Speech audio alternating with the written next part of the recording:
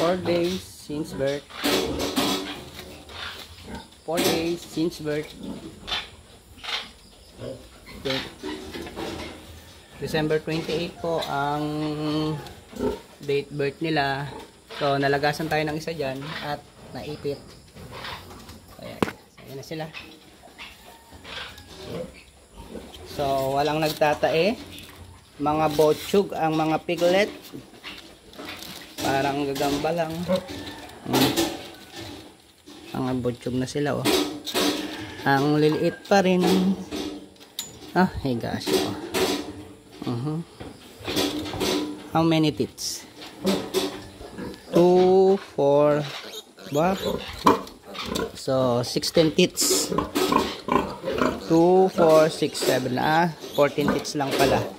Sorry. So, isa busy sa inom, oh. Sige, inom lang.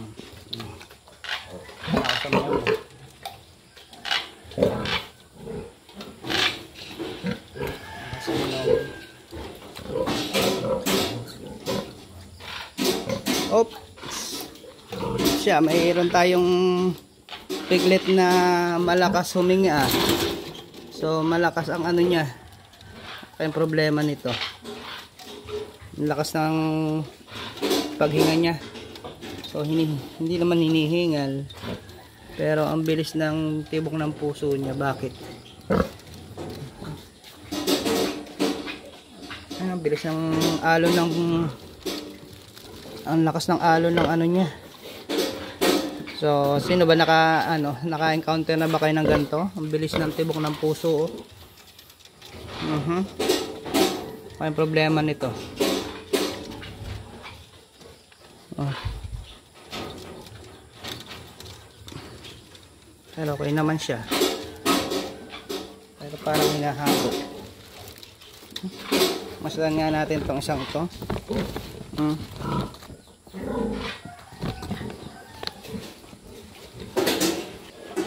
So, parang umaalon ang tiyan niya. Oh. Ang problema mo. Problema kaya to?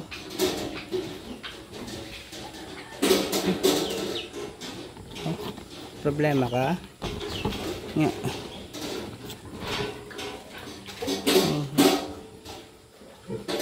Ang alon, oh. Okay, tandaan lang natin to. Ganito may mga naipapansin akong problema, tinatandaan ko yan.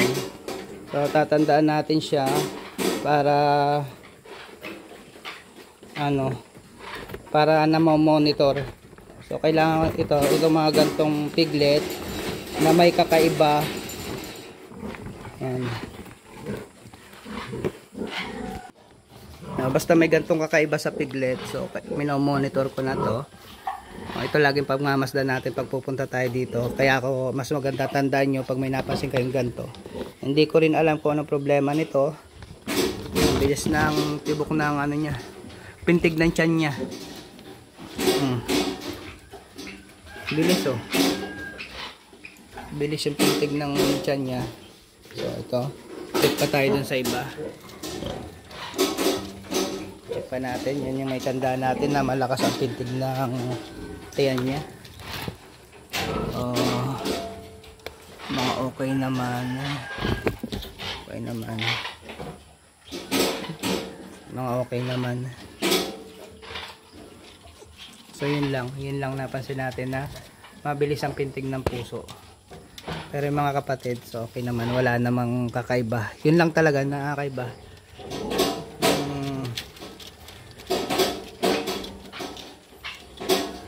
So yan. So ito kasi mga kapigmate, tong inahin na to. Nung nagbubuntis siya, 2 months and a half na buntis mga kapigmate, nagkasakit to, nilagnat, inubo sa kasipon. Ubo at sipon mga kapigmate ang nangyari dito sa inahin natin nung nagbubuntis siya. Ang akala ko nga noon makukunan na to. Buti naman at hindi siya nakunan. So ito po ay nag-inject tayo dito ng gamot. Kasi may may nagturo sa atin na na technician dito sa City Vet. Dito sa DA pala, sa DA ng Bayawan na once na may sakit yung inahin, hindi kumakain, mayroon daw silang ini-inject na gamot. Mas safe sa safe sa buntis mga kapigmate. So hanapin ko lang yung gamot na yun So safe sa buntis na kaya lang masyadong mataas ang dosage. Napakataas ng dosage niya, napakadami. So dito, 3 inject tayo dito. Dinibay ko yung dami ng gamot na i-inject sa kanya, kabilaan. So napakadami. Pero sa ang resulta naman pag-inject natin ay okay naman. So hindi naman siya hindi siya nakunan. Tapos pagka-inject natin, mga ilang oras lang, mga wala pang siguro mga 4 to 5 hours, saktong pakain ko. Nagulat ako at nahingi na siya ng pagkain. So ito nga pala yung in-inject ko mga kapigmate. Ito, Analgin, Copairin. So itong in-inject natin, nung binigay ito sa akin ay isang buo to, 100 ml. So ang dosage nito ng gamot na to mga kapigmate, 2 ml per 10 kilo body weight ng baboy. Yun, 2 ml. So ang tansya ko dito mga kapigmate ay nasa mga 180 to 190 kilo tong inahin natin. Ang nakalagay din dito, mas maganda na sobrahan ang dosage. So if necessary, higher dosage is recommended for faster relief. So ang ginawa ko dito mga kapigmate, tinaasan ko pa yung dosage. So sa 180 sabi na 180 kilo, di 18 kilo kung 10 ml. 36 kilo. 36 ml, sorry. 36 ml yung in-inject natin dito sa inahin. So, dinivide ko yon sa 4 na inject. 2 dito, 2 sa kabila. So, ngayon lang ako nakagamit ng ganitong gamot na sobrang taas ng dosage na para lang sa sa inahin.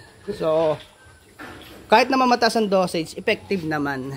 So, effective naman kasi ang pagkakaintindi ko talaga sa mga buntis na baboy, bawal mag-inject ng kung ano-ano kasi mas makukunan pa yung baboy. So hindi ko talaga alam na mayroon palang gamot na ganito na pwede sa buntis, na hindi nakakatulong to na mawala yung sakit na nararamdaman ng baboy. Tapos pati ubot sipon niya nawala rin. So ito lang ginamit kong gamot. Pero hindi raw to gamot sa ubot sipon. Gamot to sa lagnat. Yan ang sabi sa akin ng technician, yung nag-i-EI dito. Gamot daw ito sa lagnat. Pero itong in-inject ko, nawala yung lagnat niya, then nawala din yung ubot sipon niya. So yun. Alam ko nga dito, sabi ko pag nanganak tong inahin natin ay tingin ko maraming problema yung piglet. Pero lumabas naman yung mga piglet na malulusog. So ngayon lang natin napansin na mayroong isa na ayan. Pansin nyo, ang bilis ng tibok ng puso niya. Ang bilis ng pintig. Ayan. So isa lang. So yan ang i-monitor ko ng ayos. So sa iba, wala naman. Sa inahin, okay naman. So wala siyang discharge, so wala siyang infection na lumalabas. Wala tayong nakikitang may infection siya. Okay lahat. So ito lang. Ito ang pupukusan natin yung isang yun, yung may tandang yun. So yun lang mga kapigmate. Good morning sa inyo lahat. So okay na, nakita ko na yung problema niya. Nagpapadede yung mama pig. Pero siya, hindi siya makasabay sa dede. Nasa likuran lang siya. Nako, malala tong ng isang to. Kaya pala, ang bilis pa rin tibok nyo. Yung mga iba, busog na, mga nagsiyalisa na. Siya nasa likod lang, so hindi siya makasingit. Bakit? Pero tapos na yung mama pig magpadede. Napansin ko, nandito lang siya sa side na to. Nakaupo lang habang dumedede, habang kasagsagan ng dede ng mga kapatid niya. So, kailangan talaga nito, bantayan talaga. So, kailangan para mukhang mag-focus tayo dito. Babantayan talaga natin tong isang to na makadede. Sige. Yan. Please, nakita ko na.